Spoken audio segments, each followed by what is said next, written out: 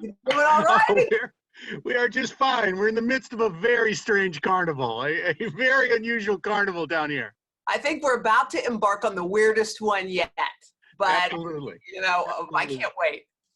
All kinds of stuff I don't have to tell you has been canceled for perfectly good reasons. I mean, heaven knows that social distancing and carnival don't mix. Yeah. So something had to give, but we're doing our best to keep the spirit cooking anyway. We've got Mardi Gras for all y'all. Thanks for helping us with that. Big video presentation so that people anywhere, in town, out of town, can take a look at what ought to be going on here. Yeah, I love that. I got to tell you, this is so funny because you think like in a moment like this, New Orleanians are so amazing. It's like we rise out of the ashes when things are hitting the fan. It's like you're telling me Mardi Gras is not going to be happening the way it used to be. Pause. Let me whip it up. And all of a sudden, all the creativity just comes out. I mean, and I was thinking, I was bummed because, of course we want Mardi Gras, but of course we can't have it because of all those reasons. But for all the people who've dreamt of coming, who think, well, you know what? Now I can clickety-clack online. Let me peek. Let me just take a look. I mean, you never know. We may end up having the Mardi Gras after this one is one of the biggest ever, because if you're watching it online and you think to yourself, like, I want to be part of that. How do I get there? You never know. What do you think, Doug? Oh, what's so great about that is that even if you're somewhere else in the country, somewhere else in the world, and you imagine Mardi Gras, even if it's something that you really want to do, I really want to do that, you probably don't exactly know what you're going to find here. As publicized as that party is, I don't think people really know what to expect, that it goes on for days, that it goes on all over town, that there's all different aspects of it. And I think this is going to be a chance to plug into maybe, a little deeper dive, if you'll forgive the cliche. I think you're right, because I think a lot of people picture Mardi Gras. I mean, if you were to stop Mary Smith on the street in any town and ask, tell me what Mardi Gras is like, I guarantee you they think it was Bourbon Street and show me something and, that. And, which is a small slice of Mardi Gras. But Mardi Gras is, like, I actually didn't know until I moved to New Orleans. Like, I have like a real love affair with New Orleans. It's a city that I've never loved a place like I love New Orleans. And I didn't know that you could love a city that hard. I just didn't know it was even possible. But there's something about New Orleans that's living and breathing and a heartbeat. And I feel like Mardi Gras is like, it's when everybody gets to be free. It's like you button, you're from Des Moines, your top button's been buttoned for 364 days. And when you come to Mardi Gras, it's like, finally, I'm free. But you don't realize that it's half of it is just like being a kid and letting it all go. And a lot of it is just family fun. It's like watching generations sit together, watching grandparents tell their grandkids about the Mardi Gras they remember. I just think there's so much cool stuff to it. And you're right. People think it's, kind of a drunky monkey fun day when it really is so much more. Yeah, it's that too, of course. Of course. What's been amazing that I think that's been astounding to me is, like, we learned in early November that there would be no parades. That wasn't a big surprise. That was, it was necessary. But we learned that in early November. By a little past Thanksgiving, the alternate carnival was in full production. Hundreds of people had decided to decorate their houses. Crews were deciding to try something called a stationary parade. It was just a hoot. It happened. It couldn't have happened faster. It was amazing. I think it's like, you're not taking this away from us. I think there's something amazing about the spirit of all of us who call New Orleans home. Like, there's something about that. It's like, I have a time that I look forward to every year, and I can't go to my parade. I'm going to make my parade happen on my front steps. I mean, that is brilliant. There is no giving up. There is nothing like that. And let me tell you, I've seen some of these houses blew me away. It's like, I mean, our city is among the most creative, if not the most creative I've ever seen. But to watch these houses pop up one after the next, I posted one on Instagram. People are like, "Where is that? I want to go. Where can I go see that house?" Because there are spectacular ones all over. Oda, they're popping up faster than I can type. I can't keep up, and they're brilliant. Exactly as you say. You know what they remind me of? Huh. You know, on Mardi Gras morning, you go down to the Marigny, you go to the Bywater and the French Quarter, and you see everybody has made a costume. Sometimes brilliant, sometimes incomprehensible, you know, but everybody's out there, and that's what's going on people's porches this year, and it's fabulous. It's fabulous.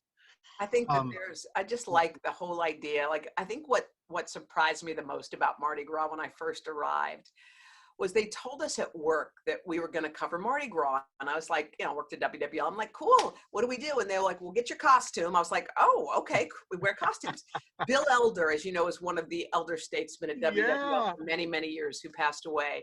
He is a hard driving guy. Like, I was watching people who I never imagined would even think of dressing up, deciding to just do. Sometimes he just wore tux, but guys like John Snell, different guy. You watch these guys who are totally serious, and you think they can't ever let go. And all of a sudden, on Mardi Gras Day, you're watching people go crazy. And I still remember it was me, Len Cannon, and Mike Haas, and we were out on Vets. And I still remember when someone poured me my first screwdriver, and I go, "What are y'all doing?" They were like, "Oh, it's Mardi Gras. We're at work." And I still remember being totally shocked. But I just fell right into the arms of Mardi Gras. It was one of the best experiences. The first one, they're all great, but you know, you love them all. But that one was extra special. Absolutely. Screwdrivers in the morning. Yay. What would you be doing on Mardi Gras morning? Wow. You mean this one? This Mardi Gras? No, but ordinarily. Ordinarily. What would you have been doing? Well, first of all, I miss New Orleans every single day. So I feel like you know what it means to this New Orleans. You know what? You know what's so weird you're saying that? When I was leaving New Orleans, Sheriff Harry Lee took me to lunch, and he sang that song to me. Oh, I was like, how about that? I know, I feel it this minute, but Yeah. You know, Shogun Restaurant. yeah. And my little kids, you know, back when they were screamers, right? And they would put us in this wonderful family room where you didn't have to worry about anything. Yeah. And who was in there but Harry Lee? Of course. And he dispatched somebody back to his car to bring us little Harry Lee dolls that he threw at Mardi Gras to give to the kids. Killed me. Wait a second. Hold on. Let me see. Hold on one second. You're gonna laugh. Oh, you've got one. I got a Harry Lee bobblehead on my desk. That's good. Is that funny. Crazy? I know, but Mardi Gras normally, and I remember when I first moved to New York, I couldn't believe that the world didn't stop for Mardi Gras because it was such an important day. And we always did stuff on our show. I would always make sure we had beads and you know, played our music and did all the things that we do. But when I was in New Orleans, I mean, Mardi Gras to me was like waking up Christmas morning. I mean, there was something about the excitement, the heart pounding. No matter how many you've been to, they were a blast. You got to see everybody's costumes. You went out and you sat in the. I was usually in the corner, and I'd be like, "Oh my God, look at that!" But looking for costumes, watching like tourists come and make a memory that they'd never forget. For good reasons or not, who the heck knows? But it was such a magical time for me. And whenever someone says to me, "I've never been to Mardi Gras," I always go, "Oh my God, bucket list!" Like, don't let it go by. Life is a blink. It's true. Whatever you think it is, it's more than that. It is more than that. Yes.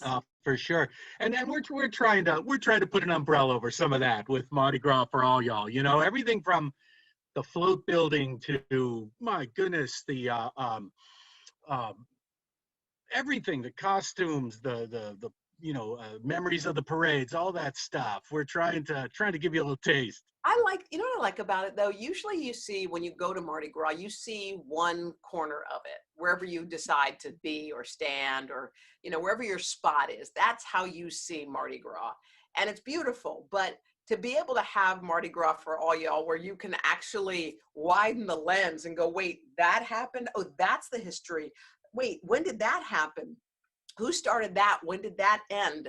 And watching what it means to New Orleanians and their families, really, to know that this is something that's been going on for generations, and to see just what it is, as opposed to like, I check into a hotel in the quarter and I step outside and put beads on. Like it's like a wide angle lens of Mardi Gras. And I feel like it's super cool, because when do we ever get a chance to see it from that vantage point? And I think it'll be like a real history lesson and just a lot of fun for people. Even when you live here, you can't. Yeah. Because my spot, on Mardi Gras morning is somewhere on Royal Street between Franklin and Esplanade watching the customs. Well, you can't be there and be at Zulu and Rex at the same time. Right. So you can't do it even when you can do it. I mean, Al Roker's office is right next to me. One of his greatest memories, he tells me this all the time. He and I wrote an Argus together. And he was like, I had no idea. I mean, he had no clue what it was like to ride a float. And Roker, who's done everything, been everywhere, covered everything, traveled the world, had never been to Mardi Gras on a float. And let me tell you something, we still talk about it to this day. And it was years ago that we went. But I just think it's so fun to watch someone experience it. And, there's nothing better. Like, one of the things I love about New Orleans is they want to make sure you're having fun. Do you have fun? You like our food? Yeah. That's right. Like, it makes you feel good when they're loving it. And I feel like that's one of the best parts of the city and of Mardi Gras. We want everybody to have fun. Like, please, and I always say, look, if I meet someone who doesn't like New Orleans, which whoever they are, I know I would not be friends with them, because we cannot love the same things. If that city doesn't hit you, then you're probably not for me. And admission is free. Yeah, that too. Which is that a laugh. too. Oh, Hoda, you mentioned, my goodness, the memory of riding on a parade. I rode in King Arthur last year, 2020, top of the float, fabulous. But listen, my wife and I got to take our grown kids with us, and Hoda, it was like, oh man, I've waited 42 years to do this, right? Oh man, that's a memory forever. That's how long I've been in New Orleans, not how long I've been alive, obviously. That's awesome. That's awesome. Oh, so nice talking to you. Thanks for helping us out with all this. You kidding? It's been my pleasure. I can't wait for Tuesday, baby. I'm going to make sure everybody's on it. Just come down. You always got a front row seat. Come down. You're the best, Doug. Thank you so much. Nice talking to you. All right. Happy Mardi Gras. Bye. See you soon.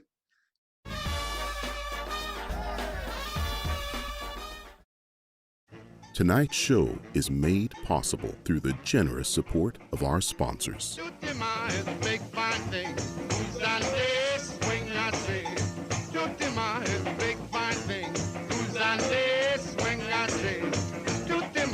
Shake that thing.